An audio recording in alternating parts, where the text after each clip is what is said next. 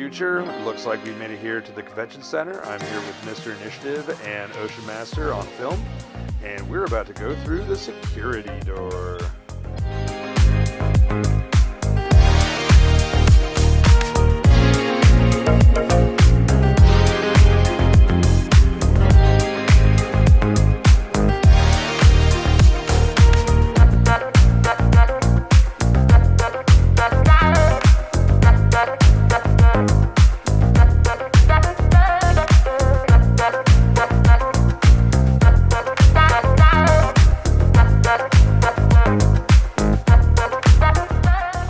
We got director, Ocean Master OF,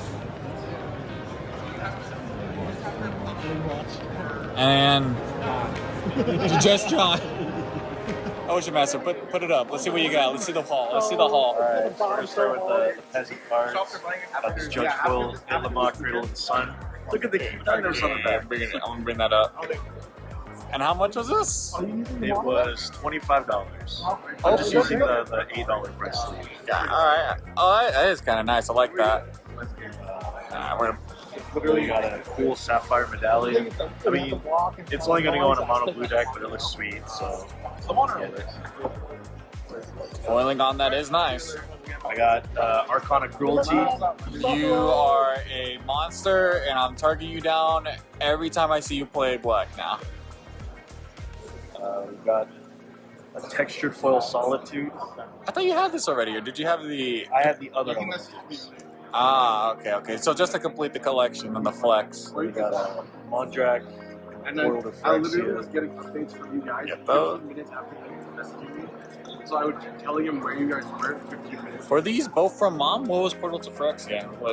It's from Brothers War. Oh, okay. Yeah, So like when you guys sent it to the group, I sent it to I was planning on putting it in my Harrogast deck just because I can generate multi-colorless mana easily. And plus, it's low-key at WinCon. Sacking 3 creatures is pretty good. Yeah. Either way, I'd say day 1 was a very successful haul.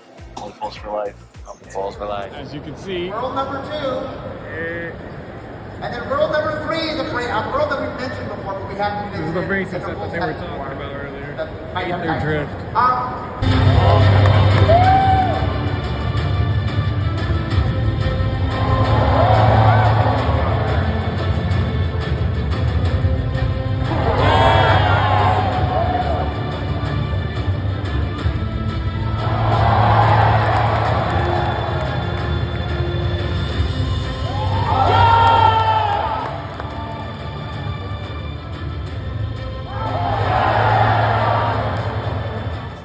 Good evening, OnlyFoils family.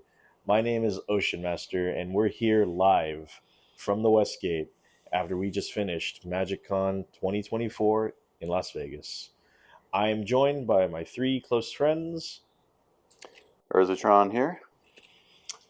Hello, Future. This is your engineer from the Rock of Ages. And you already know me, ladies. It's Mr. Initiative.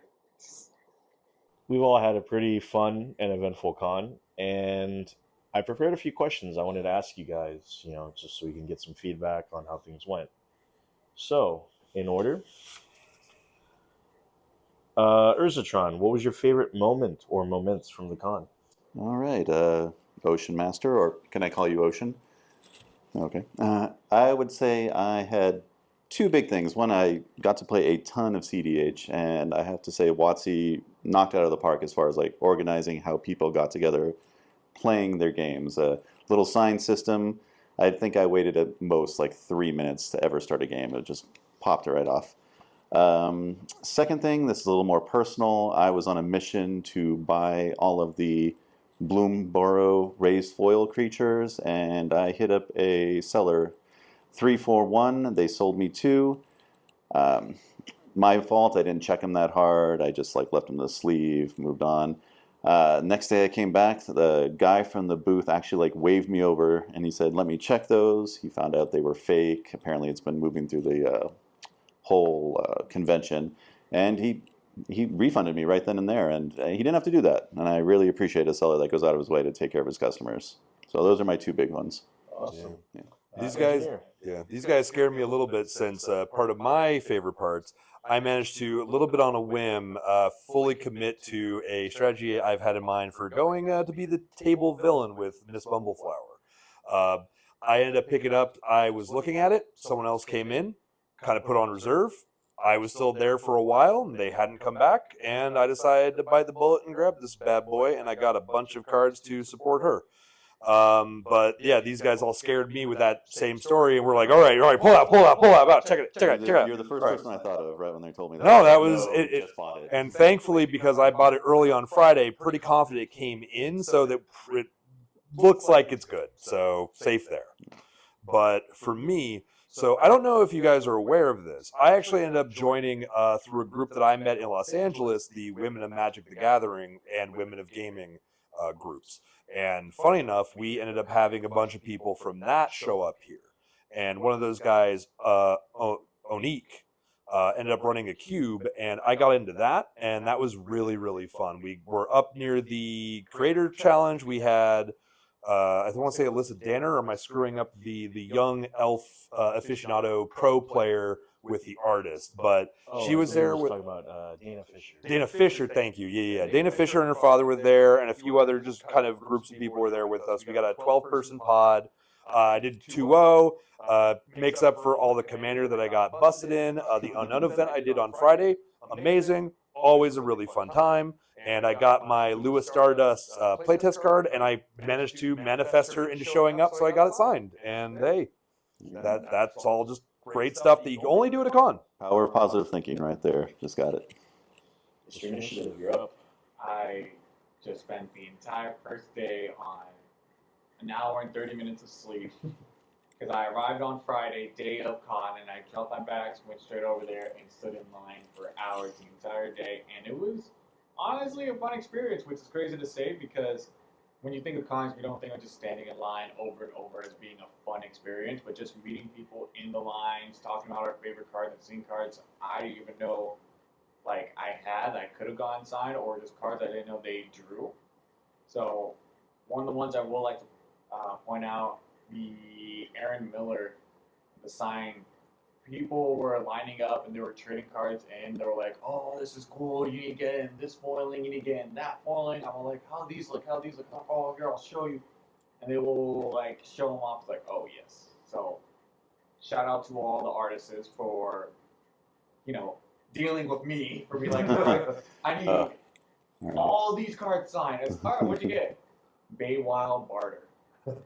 Why do you have this? What do you play it in? Don't worry about it. I need 50 of these. Did you actually? No, I was more like 40. Oh, They didn't have 50. Well, that's utterly reasonable. Yeah. Thank you for clarifying. Yeah, of course.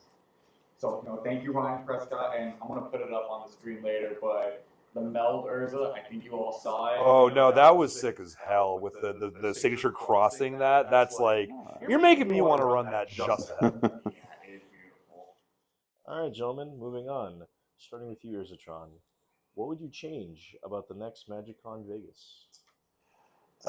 Okay, so one thing, I hate to be a complainer about this, but I feel like it's been happening for the past, I don't know, at least 3 years now, 4 years maybe. The prize wall. Please get better things. Don't just have standard sealed product, it feels like, and cut sheets. I remember back in the day, you used to be able to get actual singles that people wanted. I remember dual lands being in there. I remember like old packs, like packs of antiquities. And this isn't even that far back. It's like 2018, which now I realize is 6 years ago, and COVID messed up my sense of time. But I would love to change that. And then also, this is like this for this particular actual events, the long walk along the convention center. I mean, that's a nitpicky thing, but mostly change the prize wall. Change the prize wall. That was definitely out of their control. They got screwed over real hard. And we, to a little extent, got screwed over by that whole part of it, where the construction blew out what looked like a pretty straight path before. We eventually found that side street path that helped a little bit from the west gate, but still a little bit of a walk. Yeah. Moving on. Engineer? I mean, that would kind of cover mine. The other big one I would go for is, honestly, I get why they would do the very tight control for like the one entry path, but it's just annoying.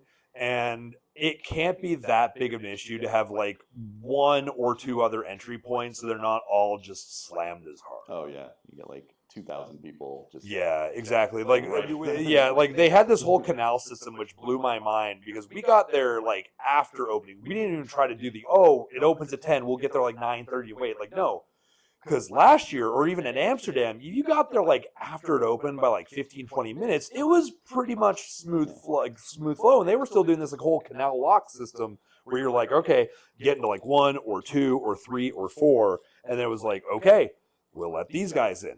We'll let these guys in. We'll let these guys in. It's like, is it that big of a fire hazard? Is that really that much of an issue? So being able to like break that up would just feel nice, but that may just not be logistically possible. That's what I would do. Next, Mr. Initiative. A lot of mine is just nitpicking at the vendors. I just want to ask, how are 2 hot dogs $20? Oh, convenience fee. Yeah, easy. Yeah, Vegas. It's like, It's Vegas, baby. Go to the slots, just win a bunch of money, Yeah. and then you don't have to worry about it. no, that's I not feel like there's a system ready for you right here. Just pay for your food. You're just not using it. That is true. But yeah, it's like, it was one of those things like, I'm hungry, I need to eat something now, I can't wait, I can't DoorDash. It's like, all right, go to this vendor. I'll just take 2 hot dogs. All right, $20. And they weren't even the portion size. There was like, You just get those mini like cocktail wieners. Was that like that big? it basically was. It's like, Say hell. Yeah, I Say how will. much. Okay, I'm starting. Okay. right there, possibly. And then my last little thing, it's more just a me thing. It's just, I wish it was easier to like know which creators were at the creator panel, and that just might be a me thing for not looking at the schedule, but it just didn't seem that easy to figure out. All right, who's there, who's not, who's going to be, and that just might be me just. Well, I think you're talking about like the Creator Central kind of meetup stuff. Yeah, I think that's a lot of ad hoc. They are doing some that were on the site, though, to be frank, their site's not ideal for that either. But yeah, I think a lot of this year it really felt like a lot of it was sort of ad hoc, where like even last year it felt like there was more structure to all of it. I don't know how much of that is just coincidence or if that is they kind of like gave up on that and they found it was too much of a challenge before. I don't know. So basically, just my thing, just make the vendors a little bit more consumer friendly, and just because the app was helpful. I'll admit that the app was helpful, but it didn't give you the information you wanted. There was no search. There was nothing. It's all right, you press this. This is all your ticket to play. You press this. This is all your exhibits. That's it. You gotta go through. No, I'm impressed they did that at all. It feels like that's like a brand new thing to me. So it was really nice to actually just have that option, even though it wasn't perfect. But we can build on it. Yeah, it was. Or they can build on it. Other than that, it was just great. Hmm. Yeah. Alrighty, gentlemen. We are now reaching towards the end of this video. I have one final question for all 3 of you, and this is probably the most controversial one of this evening, which is, what are your thoughts on the Magic Universes Beyond changes announced at MagicCon? We'll change things up. We'll start with you, Mr. Initiative. Mind just reminding me what those changes are, just in case. I got you. So they made the few big announcements is that starting in 2025, all the Universes Beyond sets that are coming out are standard legal. So that means that Spider-Man set, the Final Fantasy, those are all going to be part of standard rotation. So that means this year we're going to have 6 new sets coming into the standard format, 3 of which will be Magic Intellectual Property, Aether Drift, the Edges of Eternity, or whatever that one's called, the space one, and Cons, right? Cons Remastered, Yeah. or No, something. it's like Dragonstorm. Dragonstorm. It's like a new, it's not a yeah, remaster. and then we compare that with Final Fantasy, Spider-Man, and Other, to be announced. Yeah, another. And so that's the big thing, is that you have standard legal Universe Beyond, and it's going to be 50-50 between Magic, properties, and other. I say let the players play what they want. If they want to throw in a Sephiroth into their standard, Their Spider-Man deck. Oh yeah, to like, all right, I'm gonna have Sephiroth and Spider-Man are gonna crew a Reaver Titan or like some crazy thing that's gonna come. Yeah, literally the cardboard crack comic. Yeah, I don't see a problem with it personally. I think it's cool, it's amazing. I would love to see what people brew with it, and I'm actually very excited to see what happens. Engineer. All right. I am of two minds of it, where personally I don't have the issue I've seen a lot of people online expressing. On one hand, it feels like this was already a long time coming. And someone also brought up a really good point on Twitter recently that, hey, what was the first expansion for the game of Magic the Gathering? Arabian Nights. So it's not like we've ever had this issue where it was pristine. It was probably simply that Magic was kind of a niche game and there wasn't a lot of room until, like, I want to say kind of the Adult Swim crossover, some of that stuff in like the 2010s, where you really started to see like, oh, Magic is growing big enough as an institution that you can really afford to go out there. So I'm kind of with you in that I'm not that worried about it, but I could see one of two futures happening with the story side of things. The one I'm hopeful for is that by having fewer sets that require full Magic story involvement, that most of it is, oh, we're just going back to these other franchises, taking their stuff, and doing a lot of the design work to make those cards feel like the thing they're referencing, but you don't have to do any story work. That hopefully gives them more time to go and actually more fully bake the stories. I'm one of the people who really wishes they could go back to at least like the 2 story blocks, if not like the 3 sets, because those did have a problem of dragging too much, and it's a really risky venture if people don't bite the story that, well, now this is your whole year, especially if it's now this is your whole year, and if you don't like Transformers 2 versus All in the Family, like, well, then you're kind of shit of luck for a whole year, and that's not going to be great for the business. And I think that's the real concern, is that if Magic Story is continued to left to go fallow, when you're also removing a lot of that, that's the biggest thing Magic has. Like, the Ravnican guilds becoming part and parcel of the game. That, like, you don't talk about a blue-white deck anymore. You talk about an Azorius deck. You talk about Gruul. You talk about Rakdos. Those are also foundational to, like, what Magic is. And losing stuff like that because you're just not making enough of your own material is a real risk for the long-term health of the game. And that's where I'm hoping that they don't falter. But that, in business, could be a loss leader. And if that's not making enough money, that's an easy place for them to cut if Hasbro is kind of cutting down on the WotC side.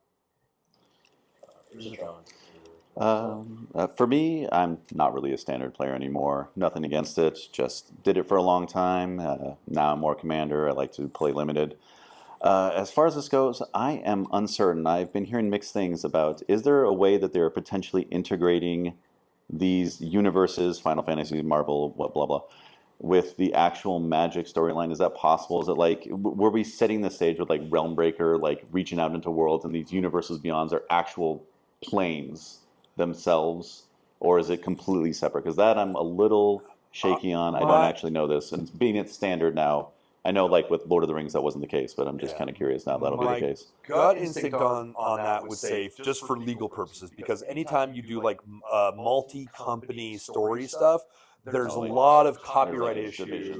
Yeah, and so that becomes a lot of negotiation. That's already an issue that they're talking about for like why the One Ring might be harder to ban, and it might be harder to reprint. We don't know. This contractual stuff is all going to be well hidden for probably the next like 10, 15 years until something else comes out. I mean, WotC has like they already have the like in-universe version of like cards. They can just do it without they have to put the name on it like they did with The Walking Dead. They've done it for some other stuff, so the precedent is absolutely there. So I think people saying, oh, it's not possible to do it, the chances of that are low. There could be a case that the J.R.R. Tolkien estate just made a different bargain, and we won't know. That's possible. But yeah, I think for what you're saying, it is possible, and that would be really cool. Unfortunately, my like non-professional experience and just kind of watching this stuff from the outside, it seems very unlikely you're going to get much with weight. You don't want like Garrick hunting down Spider-Man or something like that, just Craven the Hunter style. I mean, it'd be better than the Sony movie, like or nine shot there. Like Tifa and Liliana and Chandra just hanging out. I mean, okay, can we get? I'm trying to focus. I'm trying to, but overall, it doesn't bother me really. I like to play Commander, so just the story aspect, it's okay. Frankly, I think Magic storyline's been a little shaky over the years, so I'm not sure how much this will affect it. But maybe this will be the jumper. Like, we really need to push hard on what our storyline's going to be now. We need to have it really come forward to stand out from the universes beyond. So this might be the kick in the pants they do to like up the writing a little bit. We all know what the writing's going to be. Garrick is going to go hunting throughout all the universes and slaughter the IP. I'm down for it. I'm sorry. Yeah. Like And then you can face I Deadpool. just thought of that, and I'm ready to watch this happen. So That's gonna be an amazing movie. yeah. Oh yeah. Oh my God, it's gonna get tied into the multiversal war. Multiverse of Madness. Doctor Strange is gonna roll in through like He's on a counter. Dominaria. He's on a counter spell. They can do it. Alrighty, everyone. Thank you so much for answering my questions. And once again, my name is Ocean Master, and with all of us from the OnlyFoils MTG team, happy Halloween. OnlyFoils for life. OFRL. Woo.